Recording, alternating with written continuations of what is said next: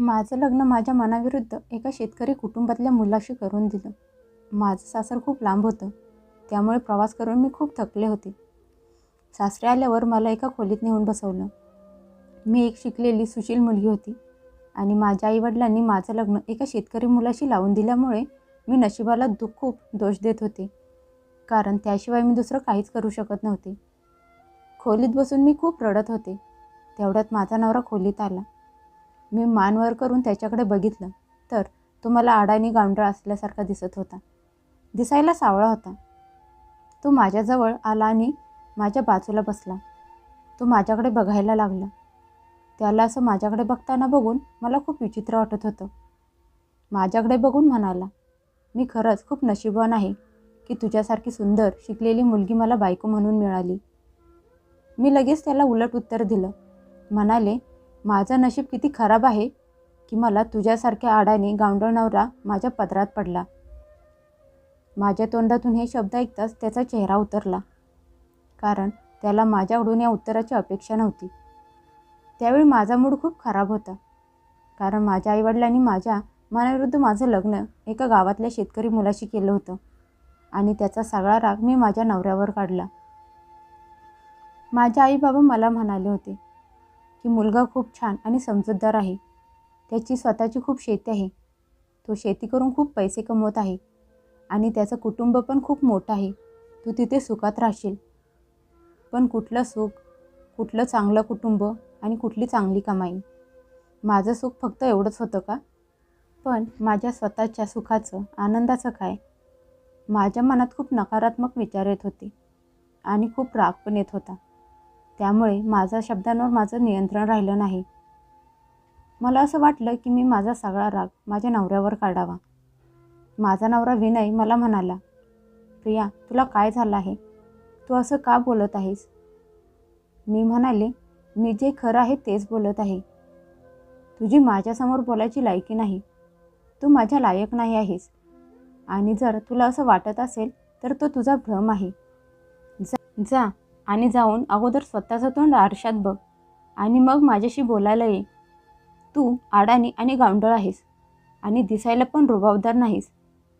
देवालाच माहीत माझ्या आईवडिलांनी तुझ्यात असं काय बघितलं आणि माझं आयुष्य बरबाद करून टाकलं." असं म्हणत मी रडायला लागले. मी आज जे माझ्या तोंडाला येत होतं ते बोलत सुटले होते. माझं बोलणं ऐकून तो उदास झाला आणि नाराज होऊन बसला. मी रडतच त्याला म्हणाले, "माझं एका मुलावर प्रेम आहे. मी तुझ्यासोबत जबरदस्तीच्या नात्यात नाही राहू शकत." माझं बोलणं ऐकून तो हैराण होऊन माझ्याकडे बघत म्हणाला, "प्रिया, तू हे काय बोलत आहेस? तू शुद्धीवर तर आहेस ना?"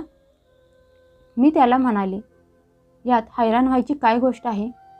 ज्याच्यावर मी प्रेम करते तो तुझ्यापेक्षा 100 पटीने चांगला आहे. तो शिकलेला आहे, दिसायला सुंदर, उंच, गोरा पण आहे." माझं बोलणं ऐकून विनय रागात खोलीतून उठून बाहेर निघून गेला. पण हे खरं होतं. माझं एका मुलावर प्रेम होतं. तो माझ्याच कॉलेजमध्ये शिकत होता. काही दिवसांपूर्वीच आम्ही एकमेकांना भेटलो होतो आणि आमच्या दोघांच्यामध्ये प्रेमाची भावना निर्माण झाली. त्यानंतर आम्ही फोनवर तासनतास गप्पा मारत बसायचो. मी अजून पण रडत होते. काही वेळानंतर विनय परत खोलीत आला. त्याचे डोळे सुजलेले होते आणि चेहऱ्यावर पाणी मारलं होतं. बहुतेक तो पण खूप रडला होता. त्याच्याकडे बघून तर असंच वाटत होतं. त्याने एक चटई खाली अंथरली, उशी ब्लँकेट घेतलं आणि जमिनीवर जाऊन झोपला. मी पण उठून माझी साडी बदलली आणि बेडवर जाऊन झोपले. आता आमच्या लग्नाला खूप दिवस होऊन गेले होते. मी विनयसोबत बोलत नव्हते आणि नाही विनय माझ्याशी बोलत होता. तो सकाळी लवकर उठून शेतात जायचा आणि रात्री खूप उशिरा थकून घरी परत यायचा. शेतातून आल्यावर त्याचे कपडे मातीने भरलेले असायचे आणि त्याच्या अंगाला घामाचा वास यायचा. त्यामुळे मला त्याची खूप घाण वाटायची. मी रागात त्याच्याकडे बघायची आणि रागाने तोंड फिरवून त्याच्या समोरून निघून जायची. मला बघून तो खोलीत निघून जायचा. आंघोळ करून फ्रेश होऊन मग जेवायला बाहेर यायचा. माझ्याजवळ दुसरा कुठलाच मार्ग नव्हता. त्यामुळे मला रात्री सगळ्यांच्या सोबत बसून जेवायला लागायचं. माझ्या सासरची सवय होती की रात्री घरातले सगळे लोक एकत्र बसून जेवण करत असायचे आणि मला त्यांची ती सवय अजिबात आवडत नव्हती. काही दिवस मी अर्ध्या पोटी उठत असायचे.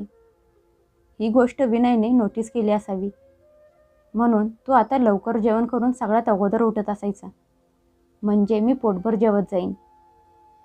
मला या गोष्टीने अजिबात फरक पडत नव्हता की विनय दिवसभर शेतात काबाड कष्ट करत असायचा आणि रात्री त्याला पोटभर जेवण पण करायला मिळत नव्हतं. मी फक्त स्वतःचाच विचार करत होते. मला दुसऱ्यांशी, त्यांच्या भावनांशी काहीच देणं घेणं नव्हतं. दिवसभर माझ्या मनात अनिलबद्दल विचार घुमत असायचे. मी त्याच्याच विचारात करत त्याच्या विचारात बुडालेले असायचे, कारण मी त्याच्यावर खूप प्रेम करत होते. माझा जो फोन होता तो माझ्या आईने माझ्याकडून काढून घेतला होता, कारण इकडे सासरी गावात सुनांना फोन ठेवण्याची परवानगी नव्हती. जेव्हा मला राहवलं नाही तेव्हा मी माझ्या सगळ्या मर्यादा सोडून विनयला त्याचा फोन मागितला. त्याला म्हणाले, मला अनिलसोबत बोलायचं आहे. माझं बोलणं ऐकून हैराण होऊन माझ्याकडे बघायला लागला. मी त्याचा फोन त्याच्या हातातून हिसकावून घेतला आणि अनिलला फोन लावला आणि त्याच्याशी गप्पा मारायला लागले.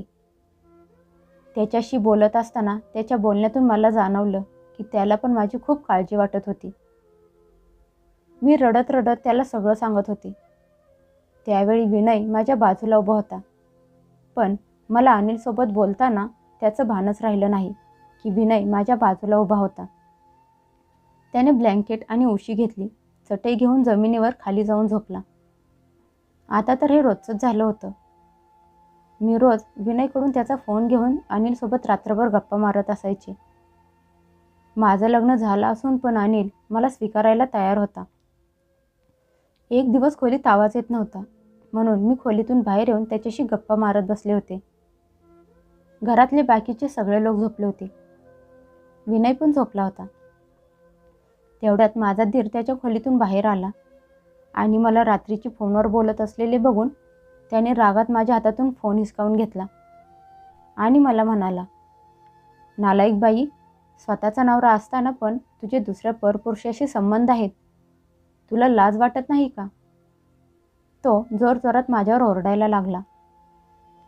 त्याच्या आवाजाने हळूहळू घरातले बाकीचे लोक गोळा झाले.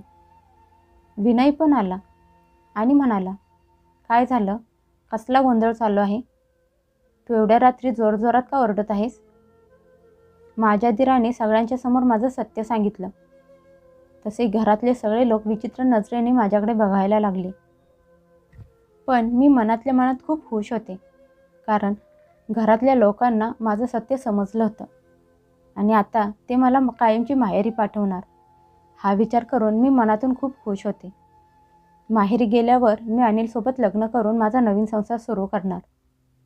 पण असं काहीच झालं नाही. विनयने त्याच्या भावाला खोटं ठरवलं आणि म्हणाला, माझ्या बायकोवर पूर्ण विश्वास आहे. ती असं काहीच करणार नाही. ती तिच्या मैत्रिणीसोबत फोनवर बोलत असते आणि तिने ही गोष्ट मला अगोदरच सांगितली होती, असं म्हणत त्याने तो विषय तिथेच संपवला. सगळे आपापल्या खोलीत निघून गेले. मी आणि विनय आमच्या खोलीत आलो. खोलीत आल्या आल्या मी विनयसोबत भांडायला लागले, कारण मला त्याचा पहिल्यापेक्षा जास्त राग आला होता. मी रागात त्याला म्हणाले, माझा रस्ता मोकळा होणारच होता. तुला सगळं माहीत होतं, तरी पण सगळ्यांच्या समोर तू खोटं का बोलला? जर आज तू मला घरातून बाहेर काढलं असतंस तर माझ्या आईवडिलांनी नाईलाजाने माझं लग्न अनिलसोबत लावून द्यावं लागलं असतं. तू मला सोडून का देत नाहीस? माझ्या आईवडिलांमुळे मी स्वतः काही करू शकत नाही. माझं बोलणं ऐकून विनय मला म्हणाला, प्रिया, जरी मी तुला सोडून दिले तरी पण मी तुझ्यावर कुठलाही चुकीचा आरोप लागलेला सहन करू शकत नाही, कारण तुझ्या आईवडिलांची इज्जत ती माझी इज्जत आहे. जर तो मुलगा तुला स्वीकार करायला तयार आहे तर मी स्वतः तुला त्याच्याजवळ सोडून यायला तयार आहे आणि चुकीचे सगळे आरोप मी स्वतःवर घेईन. त्यानंतर मी तुला घटस्फोट देईन. हे ऐकून मी खूप खुश झाले. आज पहिल्यांदा माझ्या मनात त्याच्यासाठी चांगली भावना निर्माण झाली होती. जेव्हा ही गोष्ट मी अनिलला सांगितली तेव्हा तो पण खूप खुश झाला. तो मला म्हणाला, तू तुझ्या नवऱ्याला शहरात घेऊन ये आणि नंतर इथे आल्यावर त्याच्याकडून घटस्फोट घे. त्यानंतर आपण दोघं कोर्ट मॅरेज करूया. अशा पद्धतीने तुझ्या आईवडिलांना तुझं लग्न माझ्याशी करून द्यावेच लागेल. मी त्याला हो म्हणाले. त्यानंतर 2-3 दिवसांनी मी विनयसोबत अनिलने सांगितलेल्या पत्त्यावर आले. तिथे पोहोचल्यावर मी विनयला म्हणाले, आता तू घरी जा आणि घरी गेल्यावर मला घटस्फोटाचे पेपर पाठवून दे. त्यानंतर मी अनिलसोबत लग्न करेन. हे ऐकून विनय मला म्हणाला, प्रिया, मी 2-3 दिवसांनी याच पत्त्यावर घटस्फोटाचे पेपर पाठवून देतो. असं म्हणत तो तिथून निघून गेला. मी अनिलच्या घराचे दार वाजवले. अनिलने दार उघडले. मला समोर बघून तो खूप खुश झाला. मी घरात गेले. त्याच्या घरात त्याच्याशिवाय दुसरं कोणीच नव्हतं. तो मला म्हणाला, मी घरातल्या सगळ्यांना आपल्याबद्दल सांगितलं आहे. मोकळं घर बघून मी अनिलला म्हणाले, अनिल, तुझ्या घरातले लोक कुठं आहेत? तो मला म्हणाला, तू खोलीत चल, आपण दोघं बसून गप्पा मारूया. त्यानंतर आम्ही दोघांनी खूप वेळ गप्पा मारल्या. त्याने माझे खूप फोटो काढले. त्यानंतर त्याने माझे फोटो कोणाला तरी पाठवले. तेव्हा मी त्याला याबद्दल विचारलं, तर तो मला म्हणाला, माझ्या भावाला पाठवले आहेत. असं म्हणून तो फ्रेश व्हायला गेला. थोड्या वेळात त्याच्या फोनवर मेसेज यायला लागले. म्हणून मी त्याचा फोन घेतला आणि आलेले मेसेज वाचायला लागले. त्यात लिहिलं होतं, मुलगी तर खूप सुंदर आहे, पण त्या बदल्यात मी तुला 1,00,000 रुपये द्यायला तयार आहे. तो मेसेज वाचून माझ्या पायाखालची जमीनच सरकली. माझ्यासोबत काही चुकीचं व्हायच्या अगोदर मी तिथून निघून रडत रडत माझ्या सासरी परत आले. मला अचानक बघून विनय चकित होऊन मला म्हणाला, प्रिया, आता काय झालं? मी तुला बोललो होतो ना की मी तुला 2-3 दिवसात घटस्फोटाचे पेपर पाठवून देतो. तू इथे परत काय करायला आली आहेस? मी विनयला घडलेली सगळी हकीकत सांगितली, पण तो यावर काहीच बोलला नाही. त्याच्यासमोर मला स्वतःचीच खूप लाज वाटत होती. थोड्या वेळाने रोजच्यासारखाच तो त्याचा बिछाना घेऊन जमिनीवर जाऊन झोपला. पण आज मला झोप येत नव्हती. मी सगळी रात्र रडत होते. आज मला जाणीव झाली होती की मी विनयसोबत किती चुकीचं केलं होतं, किती वाईट वागले होते. थोड्या वेळानंतर अनिलचा फोन आला. मी त्याचा फोन आलेला बघून त्याचा नंबर ब्लॉक करून टाकला. दुसऱ्या दिवशी सकाळी मी उठले तेव्हा विनय खोलीत नव्हता. मी रात्रीच ठरवलं होतं की सकाळी उठल्यावर सगळ्यात अगोदर मी विनयची माफी मागायची, कारण मला समजलं होतं की त्याच्याशिवाय मला दुसरं कोणीच खुश ठेवू शकत नाही, मला समजून घेऊ शकत नाही. कारण एखाद्या माणसाची सुंदरता त्याच्या वागण्यातून दिसून येते आणि विनय एक खूप चांगला, प्रेमळ स्वभावाचा माणूस होता. रात्री जेव्हा विनय घरी परत आला तेव्हा मी त्याची माफी मागत रडायला लागले. तो मला काहीच बोलला नाही आणि माझ्या हातात पेपर देत म्हणाला, हे पेपर वाचून त्यावर सह्या कर. मी म्हणाले, प्लीज विनय, मला माफ करा. मला घटस्फोट नको आहे. मला कायम तुमच्यासोबत राहायचं आहे. माझं बोलणं ऐकून तो काहीच बोलला नाही आणि तिथून निघून गेला. मी खूप रडले. विचार केला की रात्री परत तो आल्यावर त्याची माफी मागेन आणि तोपर्यंत मागत राहीन जोपर्यंत तो मला माफ करणार नाही. रात्री विनय खोलीत आला आणि नेहमीसारखा त्याचा बिछाना घेऊन जमिनीवर झोपायला निघाला. तसा मी त्याचा हात पकडला आणि म्हणाले, आजपासून तुम्ही बेडवर झोपत जा. मी त्याच्या पायात पडून त्याची माफी मागायला लागले. रडत त्याला म्हणाले, विनय, मला माफ करा. माझ्याकडून खूप मोठी चूक झाली. प्लीज मला घटस्फोट देऊ नका. मला तुमच्यासोबत राहायचं आहे. तुम्हाला माझ्यावर रागवायचं असेल तर रागवू शकता, माझ्यावर ओरडा, पण प्लीज मला सोडून देऊ नका. तेव्हा विनय मला शांत करत म्हणाला, जर तू ते पेपर वाचले असतेस तर एवढी रडली नसतीस, कारण ते पेपर जमिनीचे आहेत. मी माझी सगळी जमीन तुझ्या नावावर करत आहे. हे ऐकून मला खूप आश्चर्य वाटलं, कारण कोणी माणूस एवढा चांगला, निस्वार्थी कसा काय असू शकतो? जेव्हा मी त्याला विचारलं तर तो मला म्हणाला, उद्या मी काही कामासाठी शहरात जाणार आहे. तिथून आल्यानंतर मी तुला सगळं व्यवस्थित समजावून सांगेन. असं म्हणत त्याने त्या कागदांवर माझ्या सह्या घेतल्या आणि सकाळी शहरात निघून गेला. मी 2-3 दिवस खूप आतुरतेने विनयची वाट बघत होते, पण तो आलाच नाही. चौथ्या दिवशी त्याचा एक मित्र त्याचे मृत शरीर घेऊन घरी आला. घरावर दुःखाचा डोंगर कोसळला. त्याचे मृत शरीर बघून मी चक्कर येऊन खाली पडले, कारण मला त्याचं असं अचानक जाणं सहन झालं नाही. काही वेळानंतर मी शुद्धीवर आले तशी मी जोरजोरात रडायला लागले. सगळ्या विधी झाल्यानंतर त्याच्या मित्रांनी मला सांगितलं की विनयला 2 महिन्यांपूर्वी समजलं होतं की त्याला कॅन्सर झाला आहे. मागच्या काही दिवसांपासून तो त्याच टेन्शनमध्ये होता. त्यामुळे आज तो आपल्या सगळ्यांना कायमचा सोडून गेला.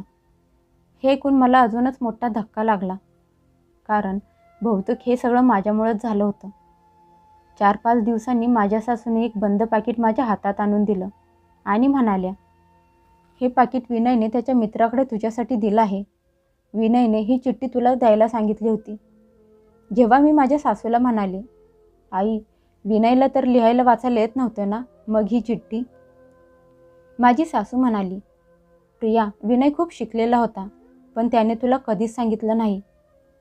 हे ऐकून मी शांत झाले, कारण मी कधी त्याच्याबद्दल जाणून घ्यायचा प्रयत्नच केला नव्हता. मी पळत खोलीत गेले आणि ती चिठ्ठी वाचायला लागले. त्यात लिहिलं होतं, प्रिया, लग्नाच्या दिवशी तू खूप छान दिसत होतीस. बघता क्षणी मला तुझ्यावर प्रेम झालं. आणि हो, मी एक शिकलेला सुशिक्षित मुलगा आहे. जर मनात आलं असतं तर मी नोकरी करू शकलो असतो, पण माझ्या वडिलांनी मला शेती करायला शिकवली होती आणि त्याच शेतात त्यांनी शेवटचा श्वास घेतला. त्यांनी माझ्याकडून वचन घेतलं होतं की मी शेती करावी. त्यामुळे त्यांच्या वचनाचा मान राखून मी नोकरी न करता शेती करण्याचा निर्णय घेतला. पण लग्नाच्या दिवशी पहिल्या रात्री जेव्हा तू मला म्हणालीस की तुझं दुसऱ्या मुलावर प्रेम आहे, त्या क्षणी मी पूर्णपणे तुटून गेलो.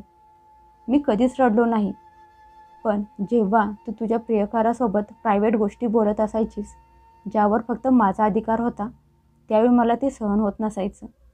मी खूप टेन्शनमध्ये राहत असायचो. त्यामुळेच बहुतेक मी माझ्या तब्येतीवर लक्ष दिलं नाही आणि मला हा आजार झाला. आणि जेव्हा मला याबद्दल समजलं, तेव्हा मी माझी अर्धी जमीन तुझ्या नावावर केली, म्हणजे मी मेल्यानंतर तुला काही त्रास होऊ नये. आता तू मोकळे आहेस. तुला पाहिजे त्या मुलाशी तू लग्न करू शकतेस. त्याची चिठ्ठी वाचून मी हुंदके देऊन रडायला लागले, कारण माझ्याकडून खूप मोठी चूक झाली होती. मी माझ्या चुकीमुळे एवढ्या चांगल्या माणसाला माझ्या आयुष्यातून कायमचं गमावलं होतं. आता माझ्याजवळ पश्चाताप करण्याशिवाय काहीच उरलं नव्हतं. कधी आपण माणसांना ओळखण्यात खूप मोठी चूक करतो आणि आपल्याला त्या गोष्टीची जाणीव तेव्हा होते जेव्हा वेळ आपल्या हातातून निघून गेलेली असते. त्यामुळे आपल्याला व्यवस्थित विचार करूनच मग निर्णय घ्यायला पाहिजे, कारण अनिलसारख्या नालायक माणसावर भरोसा करून प्रियाला काहीच मिळालं नाही आणि ज्या माणसाकडे तिने दुर्लक्ष केलं, काडीचीही किंमत दिली नाही, कधी त्याची कदर केली नाही, तोच तिच्यासाठी काहीही करायला तयार होता. पण ती त्याला समजू शकली नाही आणि त्याला कायमचं गमावून बसली. तुम्ही पण तुमच्या आयुष्यात माणसांना ओळखण्यात चूक करू नका, कारण गेलेली वेळ परत कधीच येत नाही आणि त्यावेळी फक्त आपल्याकडे पश्चाताप करण्याशिवाय दुसरं काहीच उरलेलं नसतं.